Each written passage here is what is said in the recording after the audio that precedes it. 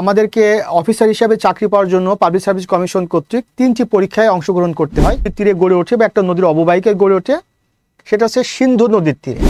National League for democracy কোন দেশের রাজনৈতিক দল?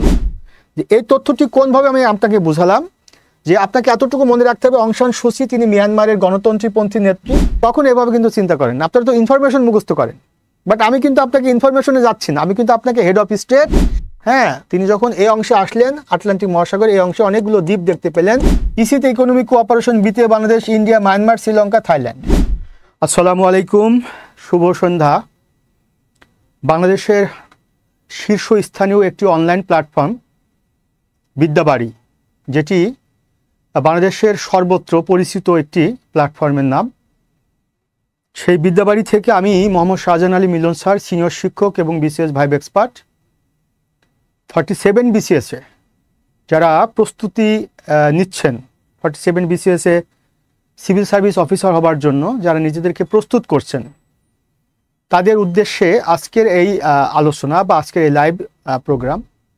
আজকে আমার লাইভ প্রোগ্রামের আলোচ্য বিষয় হচ্ছে 47 বিসিএসে অর্থাৎ 47তম বিসিএসে আন্তর্জাতিক বিষয়বলিতে সর্বোচ্চ প্রস্তুতি কিভাবে নেবেন। তো আমি যেহেতু ইন্টারন্যাশনাল অ্যাফেয়ার্সটা পড়াই প্রিলিমিনারিতে এবং ভাইবা পড়াই, তো আজকের আলোচনা থাকবে যে ইন্টারন্যাশনাল অ্যাফেয়ার্স যেটি বাংলাদেশ সিভিল সার্ভিস পরীক্ষায় প্রিলিমিনারি অংশে 20 মার্চে যে পরীক্ষাটি হয়।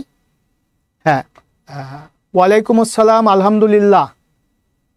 অনেকে আমাকে সালাম কনভে করছেন, আমি সবার সালাম কনভেড হচ্ছি। তো আজকের আলোচনা হচ্ছে 47 বিসিএস। হ্যাঁ, একটু কমেন্টগুলো একটু দেখি। কুষ্টিয়া থেকে যুক্ত হয়েছে, ভেরি গুড। কুষ্টিয়া থেকে যুক্ত হয়েছেন, ওয়ালাইকুম সালাম। আমিও গ্রেটের কুষ্টিয়ার মানুষ। তো 47তম বিসিএসে আন্তর্জাতিক বিষয়বলিতে সর্বোচ্চ প্রস্তুতি কিভাবে নেবেন, এটা ছিল মূলত আজকের আলোচনা। এই আজকের আলোচনাটা আমি অত্যন্ত সংক্ষিপ্ত সময়ের জন্য, ইনফ্যাক্ট হাফ অ্যান আওয়ার, একেবারেই আধা ঘন্টার জন্য আমি আপনাদের সামনে গুরুত্বপূর্ণ কিছু ইনফরমেশন শেয়ার করব এবং আশা করি যারা এই বিসিএসের সাথে সম্পৃক্ত বা আপনাদের পরিচিত যারা আছেন তাদের নাম মেনশন করে এবং আপনারা যদি সম্ভব হয় প্রত্যেকে একটু শেয়ার করে নিজের টাইম লাইনে রেখে দিবেন, যাতে করে আলোচনাটা পরবর্তীতে আপনারা শুনতে পারেন বা দেখতে পারেন। তো আমরা জানি যে বাংলাদেশ সিভিল সার্ভিস পরীক্ষায় আমাদেরকে অফিসার হিসাবে চাকরি পাওয়ার জন্য পাবলিক সার্ভিস কমিশন কর্তৃক 3টি পরীক্ষায় অংশগ্রহণ করতে হয়। একটা হচ্ছে প্রিলিমিনারি টেস্ট, একটা রিটেন টেস্ট এবং একটা হচ্ছে ভাইবা ভোস। আচ্ছা, ঠিক আছে। 180 thank you so much Ashiq. তো আমাদের যে প্রিলিমিনারি অংশ যেটি, সে প্রিলিমিনারি অংশ এখানে 20 মার্চের পরীক্ষা ইন্টারন্যাশনাল অ্যাফেয়ার্সে, টোটাল পরীক্ষায় 200 নম্বরের। আমরা লাস্ট যেটি 46 বিসিএস, হ্যাঁ, বরিশাল থেকে যুক্ত হয়েছেন, ভেরি গুড। প্রত্যেকে একটু শেয়ার করে দিবেন। লাস্ট 46 বিসিএস যেটি 46তম বিসিএসের যে পরীক্ষাটি হলো, সে পরীক্ষাটি কিন্তু আমাদেরকে একটা মেসেজ দিয়েছে। সেটি হচ্ছে যে এখন শুধুমাত্র গতানুগতিকভাবে মুখস্থ করলে কিন্তু আপনার হবে না, আপনাকে তথ্যগুলো বুঝে পড়তে হবে এবং 4টি অপশন থাকবে প্রিলিমিনারি পরীক্ষায়। তাকে সেখান থেকে আপনাকে সঠিক উত্তরটি মার্ক করতে হবে, অর্থাৎ আইডেন্টিফাই করে সেটাকে ফিল আপ করতে হবে, সার্কেল ফিল আপ করতে হবে। তো সেই সঠিক উত্তরটি কোনটি, তার একটা কৌশলটাকে বা কিছু কনফিউজিং প্রশ্ন থাকে, সেই প্রশ্নগুলোর উত্তর আমরা কিভাবে দিব, সে আঙ্গিকে মূলত আজকের বক্তব্য। এবং এটি শেষে আমি আপনাদেরকে কিছু সংক্ষেপে কিছু পরামর্শ দিব বা কিছু কথা বলবো। আমি আবার বলছি যে এটি প্রোগ্রামটা হচ্ছে হাফ অ্যান আওয়ারের জন্য, অর্থাৎ আধা ঘন্টার জন্য আজকের প্রোগ্রামটি। আমরা সরাসরি প্রশ্নে যাব। হ্যাঁ, আজকে আমি প্রশ্নে যাব এবং আপনারা প্রত্যেকে একটু পার্টিসিপেট করবেন যে এখানে যে প্রশ্নগুলো আছে সে প্রশ্নগুলোর পারফেক্ট আনসার, মানে অ্যাকুরেট আনসার কি হবে, আপনারা প্রত্যেকে একটু কমেন্ট করবেন। তারপরে আমি সে আনসারটি দেওয়ার সাথে সাথে সেটির একটা ব্যাখ্যা দিব। তো দেখি কে আনসারটি দিতে পারে। এটি 39 বিসিএসের একটা প্রশ্ন। প্রশ্নটি হচ্ছে, দজলা ও ফোরাত নদীর অববাহিকায় কোন সভ্যতা গড়ে উঠেছে? দেখি আপনাদের মধ্যে কি আনসারটা আগে দিতে পারেন যে দজলা ও ফোরাত নদীর অববাহিকায় কোন সভ্যতা গড়ে উঠেছে? মিশরীয় সভ্যতা, মেসোপটেমিয়া সভ্যতা, সিন্ধু সভ্যতা, গ্রিক সভ্যতা। আচ্ছা, অনেকে আনসার দিয়েছেন বা আশিক আকাশ, হ্যাঁ, যদি আমার ভুল না হয়, দূর থেকে পড়ছি তো, অনেকে আনসার দিয়েছে সেটি হচ্ছে সিন্ধু, বা কেউ আনসার দিয়েছে খ। আচ্ছা, এখন যদি আমরা একটু খেয়াল করি যে এই প্রশ্নের উত্তরটা কোনটি হবে, তার আগে আমরা যদি একটু দেখি যে সিভিলাইজেশন বা সভ্যতা কি। সভ্যতা বা সিভিলাইজেশন হচ্ছে যে অ্যাকর্ডিং টু সমাজবিজ্ঞানী ম্যাকাইভার, ম্যাকাইভারের দৃষ্টিতে culture is what we are and civilisation is what we have. সংস্কৃতি আমরা যা সেটি আমাদের সংস্কৃতি, সভ্যতা যা আমাদের আছে সেটি আমাদের সভ্যতা। সাধারণত সভ্যতা বা সিভিলাইজেশনগুলো বিশ্বের ইতিহাস যদি আমরা পর্যালোচনা করি তাহলে নদী কেন্দ্রিক গড়ে উঠেছে। একটা নদীর অববাহিকায় সভ্যতাগুলো গড়ে উঠেছে, নদী কেন্দ্রিক। এখন যদি সেটি আমরা দেখি সঠিক আনসার কোনটি, সঠিক আনসারটা আমি একটু বলে দিয়েছি, সেটা হচ্ছে মেসোপটেমিয়া। অর্থাৎ দজলা ও ফোরাত নদীর অববাহিকায় কোন সভ্যতা গড়ে ওঠে সেটির উত্তর হবে মেসোপটেমীয় সভ্যতা। আচ্ছা, মেসোপটেমীয় সভ্যতা সঠিক আনসার কিনা একটু আমরা অন্যভাবে একটু বোঝার চেষ্টা করি। আচ্ছা, যেটি সিন্ধু সভ্যতা, নিশ্চয় এটি একটা নদী কেন্দ্রিক সভ্যতা বা একটা নদীর তীরে গড়ে ওঠে বা একটা নদীর অববাহিকায় গড়ে ওঠে, সেটা হচ্ছে সিন্ধু নদীর তীরে। সিন্ধু সভ্যতা গড়ে ওঠে সিন্ধু নদীর তীরে। আচ্ছা, গ্রিক সভ্যতা সেটা অন্য বিষয়। মিশরীয় সভ্যতা, তাহলে মিশরীয় সভ্যতা গড়ে ওঠে মূলত নীল নদের তীরে। এবার আসি যে দজলা এবং ফোরাত এই যে দুইটা নদী, সেই দুইটা নদীর সাথে আমাদের সম্পর্কটা কি? দুইটা নদীর একটা নাম হচ্ছে দজলার, একটা নাম হচ্ছে টাইগ্রিস, যেটা অনেকে আপনারা কমেন্ট করেছেন। দজলার অপর নাম হচ্ছে টাইগ্রিস, টাইগ্রিস বা টাইগ্রিস যেটাই বলি না কেন। আর ফোরাতের অপর নাম হচ্ছে ইউফ্রেটিস, ফোরাতের অপর নাম হচ্ছে ইউফ্রেটিস, এটা হচ্ছে ফোরাতের অপর নাম। আমরা অনেকেই জানি যে এই যে টাইগ্রিস এবং ইউফ্রেটিস এর সাথে একটা দেশের সম্পর্ক, সেটা হচ্ছে ইরাক। আবার আমরা এটাও জানি যে মেসোপটেমিয়া, এই মেসোপটেমিয়া বর্তমানে হচ্ছে ইরাক, এই ইরাকের পূর্ব নাম মেসোপটেমিয়া এটা বলা হয়ে থাকে, কিংবা মেসোপটেমিয়ার সভ্যতার অধিকাংশ হচ্ছে ইরাকের পাশে বা ইরাকের তীরবর্তী। তাহলে আমরা যদি একটু খেয়াল করে দেখি যে দজলা এবং ফোরাত, এই দজলা এবং ফোরাতের সাথে সম্পর্ক কিন্তু ইরাকের, আবার ইরাকের পূর্ব নাম কিন্তু মেসোপটেমিয়া। সেই সুবাদে আমরা কিন্তু আনসারটা করতেছি দজলা এবং ফোরাত নদীর অববাহিকায় সভ্যতা গড়ে ওঠে, মিশরীয় সভ্যতা না, সিন্ধু সভ্যতা না। কারণ মিশরীয় সভ্যতা নীল নদ, সিন্ধু সভ্যতা সিন্ধু নদ। তাহলে আলটিমেটলি কিন্তু মেসোপটেমিয়া এটি সঠিক answer. Those who are concentrated in my class or in my discussion, I think they will be able to identify which is correct answer. Please do respond everybody. Are you clear or not? আমি কি আপনাদেরকে বোঝাতে পারছি কিনা, তথ্যটি কিভাবে কোন জায়গা থেকে নিয়ে আসলাম একটু কমেন্ট করেন তো, কিভাবে আমি আপনাদেরকে জিনিসটা বুঝিয়ে দিলাম। তাহলে ব্যাপারটি হচ্ছে যে এই যে দজলা এবং ফোরাত বা ইউফ্রেটিস এবং টাইগ্রিস এই দুইটা নদীর সাথে কিন্তু ইরাকের সম্পর্ক, আর ইরাকের পূর্ব নাম হচ্ছে মেসোপটেমিয়া। তাহলে যেহেতু ইরাকের পূর্ব নাম মেসোপটেমিয়া, কাজী দজলা এবং ফোরাতের সাথে কিন্তু মিশরীয় সভ্যতার সম্পর্ক নেই, এর সাথে সিন্ধু সভ্যতার সম্পর্ক নেই, এর সাথে সম্পর্ক হচ্ছে মেসোপটেমিয়া। আমার প্রতিটা ক্লাসে, হ্যাঁ ভেরি গুড, এই যে আপনারা বুঝতে পারছেন যারা আপনারা concentrated, those who are concentrated, আমি আগে বলছি আপনারা যারা কনসেন্ট্রেটেড তারা কিন্তু ব্যাপারটা বুঝতে পারবেন যে হুইচ ইজ কারেক্ট আনসার, কেন এটি কারেক্ট আনসার। তো একটা জিনিস আমি আপনাদেরকে বোঝাচ্ছি যে এখানে প্রিলিমিনারি টেস্টে 4টা অপশন থাকবে। এই 4টা অপশনের মধ্যে আপনাকে বলা হয়েছে which is correct answer, fill up the circle. তাহলে আমি which is correct answer I don't know exactly, but I know that this is not correct answer, this is not correct answer, this is not correct answer. So 4টি আনসারের মধ্যে these are not correct answer. Ultimately it is proven that this is correct answer. Very good, thank you so much যারা clear message convey করছেন, যারা comment করছেন, thank you so much. আপনারা প্রত্যেকে ব্যাপারটি ক্লিয়ারলি বুঝতে পেরেছেন। এভাবে প্রিলিমিনারি টেস্টে আপনি কখনোই সরাসরি সঠিক উত্তরটি খুঁজে বের করতে পারবেন না, এবং সরাসরি আপনি আপনার মুখস্থ নাও থাকতে পারে সঠিক আনসার কোনটি হবে, কিন্তু আপনি এই টেকনিকে কিন্তু বের করতে পারেন যদি আপনার মাথাটা ঠান্ডা থাকে। আপনাকে মাথা ঠান্ডা রাখতে হবে, অপশনগুলো চিন্তা করতে হবে, অপশনের সাথে প্রশ্নের সম্পর্কটা কোন জায়গায় সেটা আপনাকে বুঝতে হবে। আচ্ছা, আমরা পরবর্তী প্রশ্নে যাচ্ছি। ন্যাশনাল লীগ ফর ডেমোক্রেসি কোন দেশের রাজনৈতিক দল? দেখি আপনারা কমেন্ট করেন তো যে ন্যাশনাল লীগ ফর ডেমোক্রেসি কোন দেশের রাজনৈতিক দল। আচ্ছা, এখনো আনসারটি পাইনি। হ্যাঁ, প্রত্যেকে everybody try your level best to ensure me which is correct answer, যে ন্যাশনাল লীগ ফর ডেমোক্রেসি কোন দেশের রাজনৈতিক দল। একজন কমেন্ট করছে আমাদের, সেটা হচ্ছে কে যেন, শ্রাবন্তী মোনালিসা। প্রথম কমেন্টটি পেলাম মোনালিসার কাছ থেকে, মিয়ানমার। আচ্ছা, আমরা একটু আনসারটা দেখবো, আমাদের অনেক কথা আছে, আনসারটা কিন্তু মিয়ানমার। আচ্ছা, এবার এখানে যে দেশগুলো রয়েছে সেই দেশগুলোর কথা যদি আমরা একটু দেখি, নর্মালি আমাদের সেন্স কি বলে? নর্মালি আমাদের সেন্স বলে যে ইন্ডিয়া মানে ভারত, এই ভারতের মেইনলি দুটি পলিটিক্যাল পার্টি আছে, একটা হচ্ছে বিজেপি, একটা হচ্ছে কংগ্রেস। ভারতের দুটি পলিটিক্যাল পার্টি, একটা হচ্ছে বিজেপি, একটা হচ্ছে কংগ্রেস। আচ্ছা, এরপরে এই যে থাইল্যান্ড এবং মালয়েশিয়া, এই দুটা দেশের পলিটিক্যাল পার্টি বিশ্বব্যাপী খুব বেশি আলোচিত না। আমেরিকার দুটা মেইন পলিটিক্যাল পার্টি, একটা হচ্ছে যে রিপাবলিকান, একটা হচ্ছে ডেমোক্রেটিক। ব্রিটেনের দুটি পলিটিক্যাল পার্টি ইম্পর্টেন্ট, সেটা হচ্ছে কনজারভেটিভ পার্টি এবং লেবার পার্টি। পাকিস্তানের দুটি পলিটিক্যাল পার্টি, একটা হচ্ছে মুসলিম লীগ, একটা হচ্ছে পাকিস্তান পিপলস পার্টি, একটা হচ্ছে ইমরান খানের তেহরিক ইনসাফ। এই পাকিস্তান, ইন্ডিয়া, আমেরিকা এবং ব্রিটেন, এই চারটা দেশে পলিটিক্যাল পার্টি খুব ইম্পর্টেন্ট। আর আরেকটা সেটা হচ্ছে যে মিয়ানমার। এখন সঠিক আনসার কোনটি সেটা কিন্তু আমরা অনেকে নাও জানতে পারি, কিন্তু আমরা জানি যে এনএলডি বা ন্যাশনাল লীগ ফর ডেমোক্রেসি, সে ন্যাশনাল লীগ ফর ডেমোক্রেসির এই পার্টির যিনি প্রধান, আপনারা অনেকে জানেন, তার নাম হচ্ছে অং সান সুচি। এই অং সান সুচি হচ্ছে এই ন্যাশনাল লীগ ফর ডেমোক্রেসি এই পার্টির তিনি প্রধান। আর আমরা জানি যে অং সান সুচি মিয়ানমারের একটি ডেমোক্রেটিক লিডার, একটি গণতন্ত্রীপন্থী নেত্রী।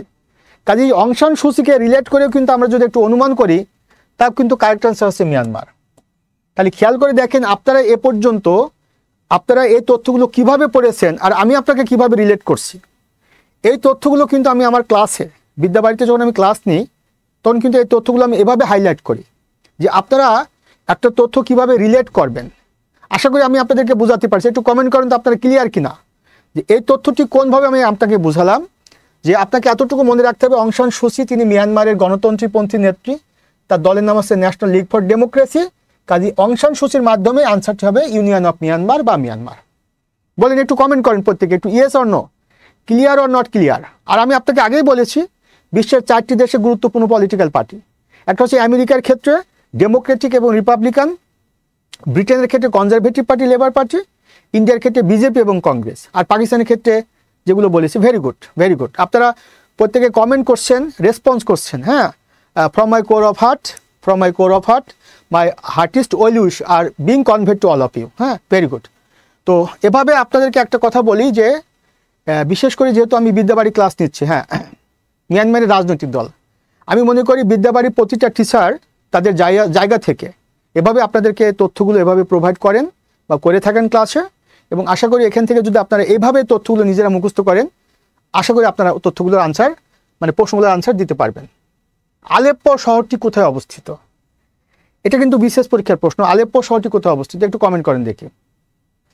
আলেপ্পো শহরটি কোথায় অবস্থিত?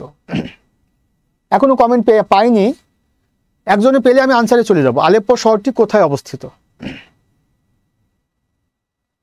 এখনো আনসার পেলাম না, থেকে কি আনসারটা দিতে পারেন? আচ্ছা, মোনালিসা আনসারটা দিয়েছেন, সেটা হচ্ছে সিরিয়া। হ্যাঁ, এই প্রশ্নটা বিসিএসে আসছে। কেন আসছে? একটা মেসেজ কনভে করি। যখন যে বিসিএস পরীক্ষাটি হয়, সেই বিসিএসের সময়ে ইন্টারন্যাশনালি যে ঘটনাগুলো খুবই আলোচিত হয়, যেমন এই যে সিরিয়ার আলেপ্পো নগরী, সিরিয়ার আলেপ্পো, রাকা, হোমস, পালমিরা, এগুলো ওই যে সিরিয়ার যে গৃহযুদ্ধ, সিভিল ওয়ার, সেই সময় কিন্তু এই শহরগুলো ক্ষতিগ্রস্ত হয়েছিল, তাই এই প্রশ্নটি দিয়েছে। তাহলে একটা মেসেজ কনভেড হন, বিশ্বে যে সমস্ত জায়গাগুলো আলোচিত, যেমন ইউক্রেনের মারিওপোল, আপনারা নাম শুনেছেন, তারপর আরও অনেক জায়গা আছে, খেরসন, হ্যাঁ, তারপরে হচ্ছে জাপোরিজিয়া, হ্যাঁ, লুহানস্ক, দোনেৎস্ক, এই যে জায়গাগুলো, একবার আসলে ক্রিমিয়া নিয়ে বিশেষ পরীক্ষা আসতে পারে। কাজে একটা ইনফরমেশন আপনি কনভেড হন যে যেগুলো আলোচিত বিষয়, যে শহরগুলো, সেগুলো কিন্তু বিশেষ পরীক্ষা প্রশ্ন আকারে আসে, এবং এটা এসেছে। মুসলিম বিশ্বের প্রথম মহিলা রাষ্ট্রপ্রধান কে ছিলেন? খেয়াল করে দেখেন, দেখি কি আনসারটা পারবেন। মুসলিম বিশ্বের প্রথম মহিলা রাষ্ট্রপ্রধান কে ছিলেন? আমি একটু ওয়েট করলাম আপনাদের আনসারের জন্য, দেখি কি আনসারটা আগে দিতে পারে। মুসলিম বিশ্বের প্রথম, হ্যাঁ, হাসিব, হ্যাঁ, থ্যাংক ইউ। মুসলিম বিশ্বের প্রথম রাষ্ট্রপ্রধান কে ছিলেন? আমি এখনো আনসার পাইনি। আচ্ছা, একজন জান্নাতুল ইতি, হ্যাঁ, জান্নাতুল ইতি আনসারটা দিয়েছে। আচ্ছা, আমি একটু দেখব। একজন আনসার দিয়েছে বেনজির ভুট্টো, একজন আনসার দিয়েছে মেঘবতী সুকর্ণপুত্রী। আচ্ছা, একটু আমরা দেখব। Please be concentrated, which is correct answer আমরা একটু পরে দেখব। আচ্ছা, রাষ্ট্রপ্রধান, এই রাষ্ট্রপ্রধান শব্দটিকে আসলে কি বোঝায়? রাষ্ট্রপ্রধান শব্দটিকে আসলে বোঝায় প্রেসিডেন্ট বা রাষ্ট্রপতি, আর প্রধানমন্ত্রী শব্দটিকে বোঝায় মূলত হেড অফ গভর্নমেন্ট। রাষ্ট্রপতি বা রাষ্ট্রপ্রধান হেড অফ স্টেট, আর প্রধানমন্ত্রী হচ্ছে হেড অফ গভর্নমেন্ট। কোনো দেশের সরকার প্রধানকে বলা হয় প্রধানমন্ত্রী, আর রাষ্ট্রপ্রধানকে বলা হয় রাষ্ট্রপতি। এখন যদি আমরা দেখি যে বেনজির ভুট্টো, তারপরে ইসাবেলা পেরন, এগুলোর মধ্যে যদি আমরা দেখি ইসাবেলা, এই ইসাবেলা কিন্তু তিনি কিন্তু মুসলিম বিশ্বের কথাটা আমাদের প্রশ্নের মধ্যে ছিল, তিনি কিন্তু নন মুসলিম। অর্থাৎ ইসাবেলা পেরন তিনি কিন্তু আর্জেন্টিনার প্রেসিডেন্ট। আমরা জানি আর্জেন্টিনা ল্যাটিন আমেরিকার একটি দেশ এবং সে কিন্তু নন মুসলিম রাষ্ট্র। কাজে এই উত্তরটি কিন্তু আগে আমি কি দিলাম, এটা আমি বাদ দিয়ে দিলাম, this is not correct answer. কারণ ইসাবেলা পেরন তিনি আর্জেন্টিনার প্রেসিডেন্ট এবং বিশ্বের প্রথম নারী প্রেসিডেন্ট, বাট যেহেতু মুসলিম বিশ্বের কথা বলা হয়েছে আনসারটি বাদ। হিনা রব্বানী খান তিনি কিন্তু পাকিস্তানের ফরেন মিনিস্টার যেটি বা স্পিকার, যেটি এই মুহূর্তে আমার এক্স্যাক্টলি মনে পড়ছে না। হিনা রব্বানী খান কিন্তু এখানে আনসারটা হচ্ছে না। হ্যাঁ, এবার আসেন তাহলে বেনজির ভুট্টো এবং মেঘবতী সুকর্ণপুত্রীর পরিচয়টা কি? বেনজির ভুট্টো হচ্ছে পাকিস্তানের প্রাইম মিনিস্টার, তাহলে বেনজির ভুট্টো হচ্ছে পাকিস্তানের প্রাইম মিনিস্টার, আর মেঘবতী সুকর্ণপুত্র হচ্ছে ইন্দোনেশিয়ার প্রেসিডেন্ট। তাহলে আলটিমেটলি কিন্তু প্রশ্নটি হয়েছে যে রাষ্ট্রপ্রধান, তাহলে বেনজির ভুট্টো কিন্তু রাষ্ট্রপ্রধান না, তিনি সরকার প্রধান। বেনজির ভুট্টো কখনো প্রেসিডেন্ট ছিলেন না। তাহলে কারেক্ট আনসার কি? Megawati Sukarnoputri. Please do respond everybody, clear or not? প্রত্যেকে ক্লিয়ার কি ক্লিয়ার না? পৃথিবীর প্রথম মহিলা প্রধানমন্ত্রী শ্রীলঙ্কার সীমাব বন্দর নায়ক। পৃথিবীর প্রথম মহিলা প্রেসিডেন্ট আর্জেন্টিনার ইসাবেলা পেরন। আর বিশ্বের প্রথম মুসলিম প্রধানমন্ত্রী বেনজির ভুট্টো, বিশ্বের প্রথম মুসলিম প্রেসিডেন্ট হচ্ছে মেঘবতী সুকর্ণপুত্রী। আমি কিন্তু জানি না কোনটি সঠিক আনসার, কিন্তু আমরা কিন্তু বাদ দিয়ে দিলাম। কিভাবে বাদ দিয়ে দিলাম? প্রথমত হচ্ছে যে ইসাবেলা পেরন বাদ দিলাম, এটা বাদ দিলাম, থাকে হচ্ছে এই দুটার মধ্যে বেনজির ভুট্টো তিনি সরকার প্রধান, তিনি রাষ্ট্রপ্রধান নয়। সঠিক আনসারটা মেঘবতী সুকর্ণপুত্রী। হ্যাঁ, ক্লিয়ার, ভেরি গুড। তা আপনারা কি কখনো এভাবে চিন্তা করছেন? আপনারা কখনো এভাবে কিন্তু চিন্তা করেন, আপনারা তো ইনফরমেশন মুখস্থ করেন। বাট আমি কিন্তু আপনাকে ইনফরমেশনে যাচ্ছি না, আমি কিন্তু আপনাকে হেড অফ স্টেট এবং হেড অফ গভর্নমেন্টের কথা বোঝাচ্ছি। যে সমস্ত রাষ্ট্র পার্লামেন্টারিয়ান ডেমোক্রেসিকে প্রমোট করে সে সমস্ত রাষ্ট্রে সিরিমোনিয়াল হেড, যেমন বাংলাদেশ পার্লামেন্টারিয়ান ডেমোক্রেসিকে প্রমোট করে বা বিলং করে, সংসদীয় সরকার ব্যবস্থা। এখানে আমাদের মহামান্য রাষ্ট্রপতি হেড অফ স্টেট আর মাননীয় প্রধানমন্ত্রী হেড অফ গভর্নমেন্ট। তো পাকিস্তানের ক্ষেত্রেও ঠিক তাই। তাহলে রাষ্ট্রপ্রধান মানে আছে প্রেসিডেন্ট, আর সরকার প্রধান মানে হচ্ছে প্রাইম মিনিস্টার। তো বেনজির ভুট্টো যেহেতু কখনো প্রেসিডেন্ট ছিলেন না, বেনজির ভুট্টো পরিচয় কি? Pakistan Peoples Party. সে পাকিস্তান পিপলস পার্টির একসময় হেড ছিলেন জুলফিকার আলী ভুট্টো। সে জুলফিকার আলী ভুট্টোর মেয়ে কিন্তু বেনজির ভুট্টো। হ্যাঁ, আলহামদুলিল্লাহ। আকলিমা আক্তার আখি, হ্যাঁ, থ্যাংক ইউ সো মাচ। ওয়ালাইকুম সালাম আকলিমা, আলহামদুলিল্লাহ। আচ্ছা, আমরা এভাবে যদি প্রতিটা প্রশ্ন, মেঘবতী সুকর্ণপুত্রী, ইসরায়েলকে স্বীকৃতি দানকারী প্রথম মুসলিম দেশ কোনটি? কে আনসারটা দিতে পারবেন দেখি? হ্যাঁ, ইসরায়েলকে স্বীকৃতি দানকারী প্রথম মুসলিম দেশ কোনটি? আচ্ছা, হ্যাঁ, ওয়ালাইকুম সালাম। একটু কমেন্ট করেন দেখি, ইসরায়েলকে স্বীকৃতি দানকারী প্রথম মুসলিম দেশ কোনটি? এখন আনসারটি পাইনি। আচ্ছা, থ্যাংক ইউ। আচ্ছা, একটু বলেন তো দেখি, যে আমি আপনাদেরকে মাঝে মাঝে ক্লাস নিতে আসি, মানে এই লাইভ ক্লাসটা নিই। আমি তো বিদ্যাবাড়িতে ক্লাস নিচ্ছি, এখন আমি বিদ্যাবাড়ি ছাড়া কোথাও ক্লাস নিচ্ছি না। তো আমাকে একটু বলেন তো, যে আমি যে আপনাদেরকে যে পড়াচ্ছি, যে টেকনিকগুলো বলছি, এগুলো কি আপনারা এনজয় করছেন কিনা? হ্যাঁ, একটু এক্সেপশনাল মনে হচ্ছে কিনা? একটু কমেন্ট করেন দেখি, এগুলো একটু এক্সেপশনাল মনে হচ্ছে কিনা, মানে অ্যাজ ইউজুয়াল না, তথ্যগুলো অ্যাজ ইউজুয়াল না, এটা মনে হচ্ছে কিনা? এটাকে কমেন্ট করেন। আমি আনসারটা পরে দিচ্ছি, এটা আনসারটা আমি পরে বুঝিয়ে দিচ্ছি। আমার এই যে টেকনিকগুলো বা চিন্তাগুলো, হ্যাঁ, ক্লাসে একটু আগে শুরু হয়েছে। এবার দেখেন, ইসরায়েলকে স্বীকৃতি দানকারী প্রথম মুসলিম দেশ, প্রথম কি দেশ? মুসলিম দেশ। আচ্ছা, থ্যাংক ইউ সো মাচ। এই মুসলিম দেশ দিয়ে কিন্তু আমরা সমস্ত আনসারটা পেয়ে যাচ্ছি। দেখেন, সৌদি আরব মুসলিম দেশ, তুরস্ক মুসলিম দেশ, মিশর মুসলিম দেশ, তিউনিসিয়া মুসলিম দেশ। তবে নর্মালি আমাদের একটা জিনিস, হ্যাঁ, thank you so much. Normally আমরা একটা জিনিস জানি যে ইসরায়েলকে স্বীকৃতি দানকারী প্রথম মুসলিম দেশ। আমরা হয়তো সৌদি আরবকে আমরা সৌদি আরবকে নেব না, আমরা হয়তো বা সৌদি আরবকে অনেকেই নেব না, বা তিউনিসিয়াকে নেব না। আমরা নেব হচ্ছে দুইটি রাষ্ট্রকে, একটা হচ্ছে তুরস্ক এবং একটা হচ্ছে মিশর। মনে রাখবেন ইসরায়েলকে স্বীকৃতি দানকারী প্রথম মুসলিম দেশ কিন্তু তুরস্ক।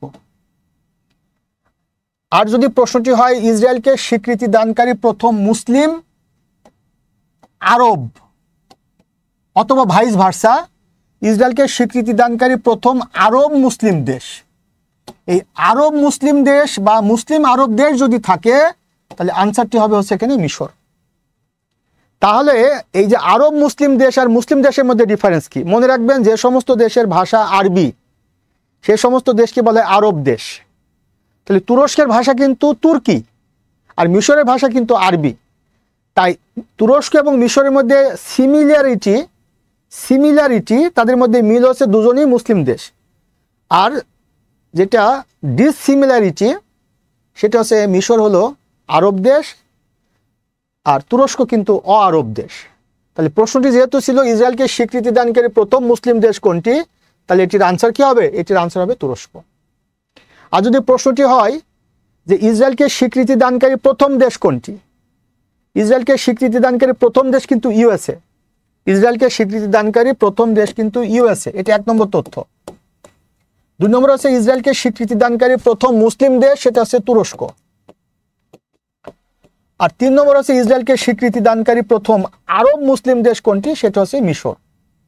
এবং আমরা জানি যে আরব মুসলিম দেশ মিশর ইসরায়েলকে স্বীকৃতি দিয়েছে একটা চুক্তির মাধ্যমে, যে চুক্তির নাম হচ্ছে ক্যাম্প ডেভিড চুক্তি। এটা আমি ডিটেল ক্লাসে আপনাদেরকে পড়াবো ইনশাল্লাহ, এখন হয়তো এটা আলোচনা করার বেশি সময় নেই। ক্যাম্প ডেভিড চুক্তির মাধ্যমে ইসরায়েল মিশরের কাছ থেকে একটি স্বীকৃতি পায়, বিনিময়ে ইসরায়েল মিশরকে তার সিনাই উপদ্বীপ ফেরত দিয়ে দেয়, যেটি ইসরায়েল মিশরের কাছ থেকে দখল করে নিয়েছিল 1967-এ এই যুদ্ধের প্রেক্ষিতে। যাই হোক, এই হচ্ছে মূলত তথ্যটি। এবার আসি ইন্ডিয়া হাউস কোথায় অবস্থিত। আপনারা যারা ভর্তি সংক্রান্ত ব্যাপারে যোগাযোগ করতে চান আমাদের বিদ্যাবাড়ির পেজ থেকে, হ্যাঁ, একটা কমেন্ট আছে দেখেন, সেখানে আপনারা একটু কমেন্ট করেন, কমিউনিকেট করেন। আর মনে রাখবেন যে আপনি এখনকার পরীক্ষার যে প্রশ্নের প্যাটার্ন, তাতে আপনি নিজে প্রস্তুতি নিয়ে খুব বেশি সুবিধা পাবেন না। যারা সিভিল সার্ভিসের প্রস্তুতির সাথে যারা জড়িত বা এটা নিয়ে যাদের রিসার্চ রয়েছে তাদেরকে আপনাকে অনুসরণ করতে হবে, অনুকরণ করতে হবে। ইন্ডিয়া হাউস কোথায় অবস্থিত? আমরা একটু নর্মালি যদি দেখি যে এটির নাম হচ্ছে ইন্ডিয়া হাউস, তার মানে একটা দেশের নাম প্রথমে আছে ইন্ডিয়া। তাহলে আমাদের আনসারটা কি হতে পারে? আনসারটা হতে পারে দিল্লি, তো ইন্ডিয়ার রাজধানী, তাহলে আনসারটি হয়তো বা দিল্লি হবে। অনেকে আমরা মনে করতে পারি, আবার অনেকে মনে করতে পারি যে এই আনসারটি আর কি হতে পারে, এটা হতে পারে, অনেকে মনে করতে পারে এটা হতে পারে। আবার আমরা অনেকেই জানি যে নিউ ইয়র্কের মানে করাচি, এই করাচি হচ্ছে পাকিস্তানের, তাহলে ইন্ডিয়ার সাথে পাকিস্তানের একটা জন্মগত বৈরিতা আছে, কাজেই করাচিতে কখনোই আনসারটা হবে না, করাচি কখনোই আনসারটা হবে না। আবার নিউ ইয়র্কে এখানে জাতিসংঘের হেডকোয়ার্টার্স রয়েছে, এবং জাতিসংঘের হেডকোয়ার্টার্স থাকার কারণে সেখানে বিদেশি যত দেশের যে অফিস আছে জাতিসংঘের, সেটিকে বলে পার্মানেন্ট অফিস, যেটি অর্থাৎ স্থায়ী অফিস, যেটি সেখানে যারা দায়িত্বপ্রাপ্ত অফিসার তাদেরকে বলে পার্মানেন্ট রিপ্রেজেন্টেটিভ। এখন যদি আমরা দেখি তাহলে সঠিক আনসার তাহলে থাকছে কোনটি?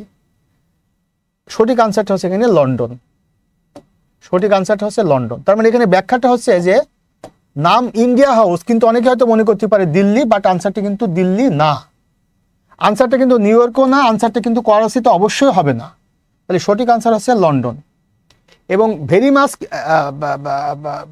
ইম্পর্টেন্ট ইনফরমেশন হচ্ছে যে এই যে ইংল্যান্ডের রাজধানী লন্ডন, সেখানে ইন্ডিয়ার যে দূতাবাস, সে দূতাবাসটিকে বলা হয় ইন্ডিয়া হাউস।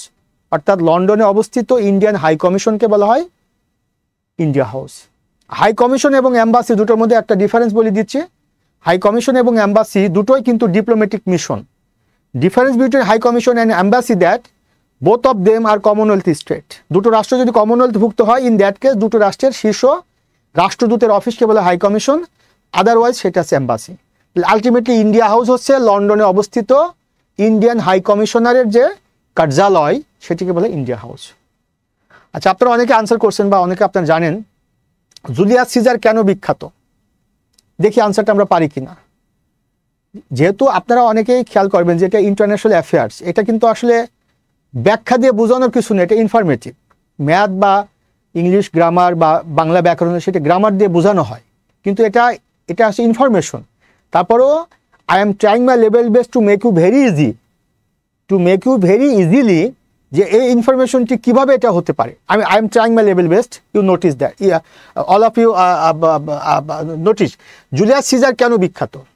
আচ্ছা, আমরা সঠিক উত্তর কোনটি আমি জানি না, কিন্তু আমেরিকার কোনো প্রেসিডেন্ট জুলিয়াস সিজার নামে আছে কিনা আমি আজ পর্যন্ত জানি না।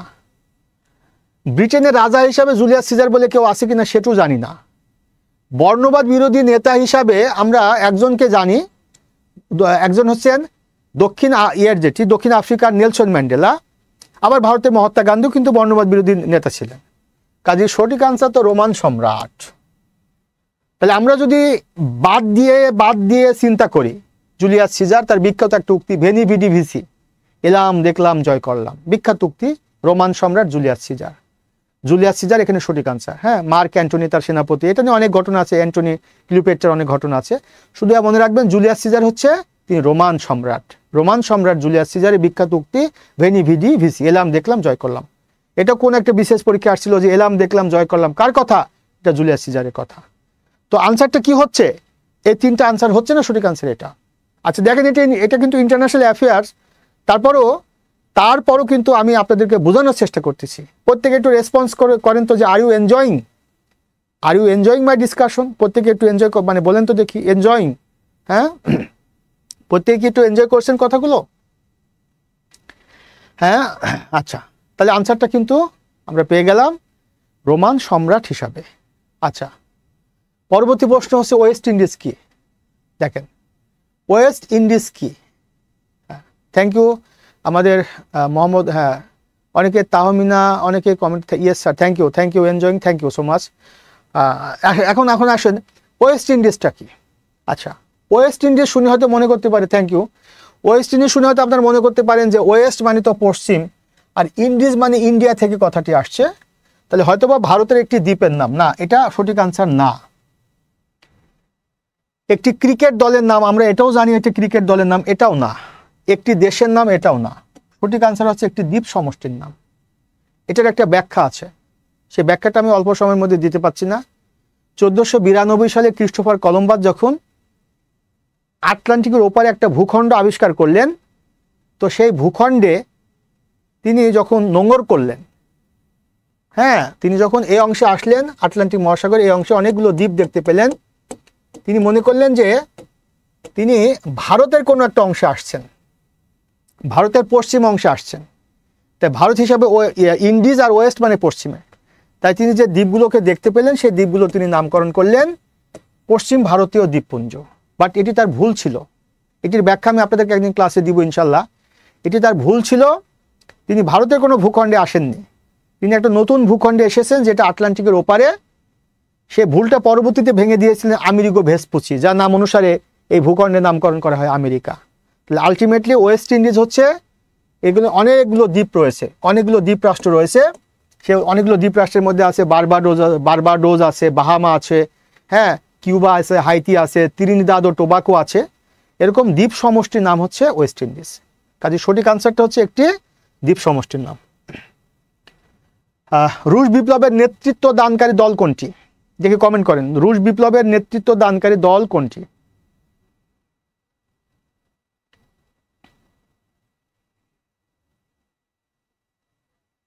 এখন আমরা আনসারটি পাইনি।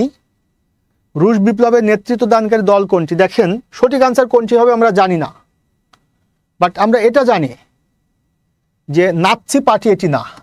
নাৎসি হচ্ছে জার্মানির একটি পার্টির নাম, নাৎসি পার্টি।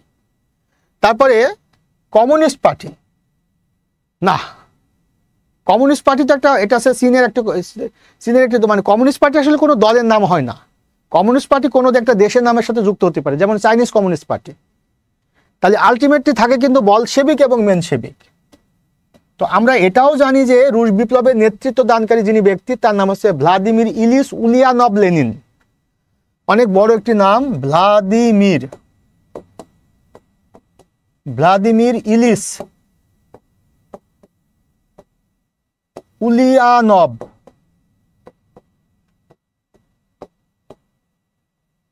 লেনিন। দেখেন এই নামটা আপনারা কেউ শুনেছেন কিনা।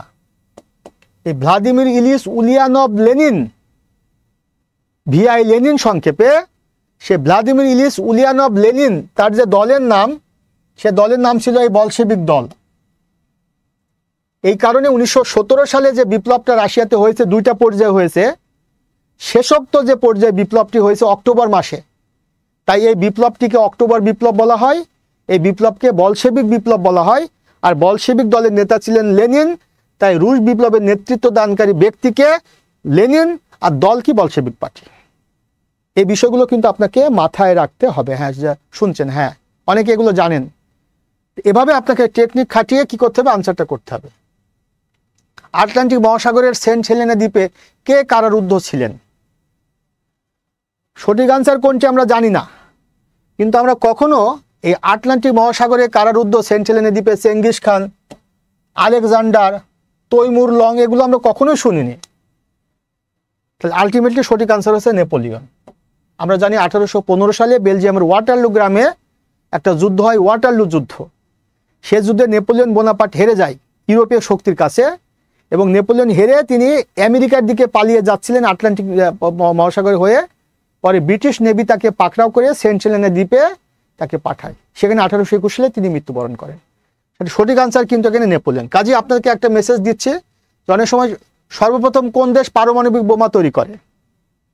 এই যে চীন, এই চীন হচ্ছে পারমাণবিক বোমা তৈরি করেছে 1964 সালে। জাপান পারমাণবিক বোমার অধিকারী না। রাশিয়া 1949 সালে পারমাণবিক বোম তৈরি করেছে। তাহলে জাপান কিন্তু পারমাণবিক বোমের অধিকারী না। আর যুক্তরাষ্ট্র 1945 সালে পারমাণবিক বোমের মালিক হয়। কাজে সঠিক আনসার কিন্তু এখানে যুক্তরাষ্ট্র। সঠিক আনসার কিন্তু এখানে যুক্তরাষ্ট্র। হ্যাঁ, এভাবে আমাকে চিন্তা করতে হবে যে কোন আনসারটি সঠিক আনসার। বাংলাদেশ কোনটির সদস্য নয়?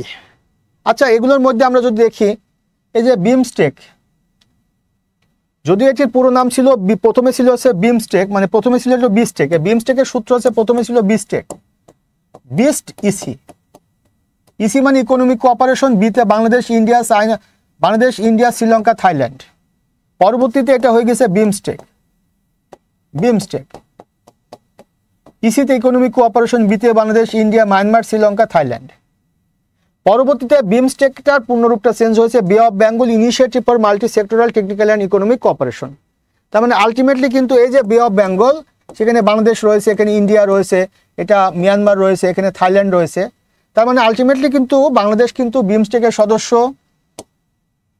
বাংলাদেশ কিন্তু বিমস্টেকের সদস্য, বাংলাদেশ কিন্তু ওআইসি সদস্য, বাংলাদেশ কিন্তু বিসিআইএম এর সদস্য, বা বাংলাদেশ কিন্তু আলটিমেটলি ওএএস এর সদস্য না।